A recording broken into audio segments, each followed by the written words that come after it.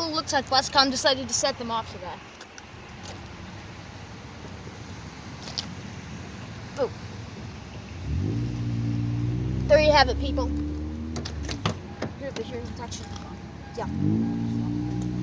I'm just gonna show the control. Alright guys, if I could just take this off here.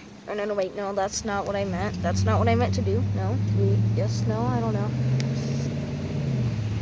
Yeah, guys, actually, this wasn't definitely loud like whelens are, but they're very punchy. Ooh. Sorry, people. Alrighty, let's see. I'm able to take this off. Just a second, people.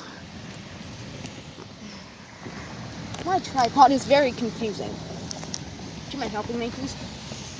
I'll be right back. Alright, guys.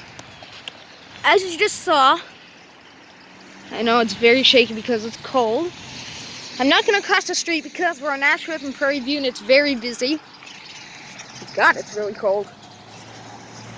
It wasn't definitely loud, but it was quite punchy. Yeah. This runs in ESE 2020 for the Thx. You can see the controller.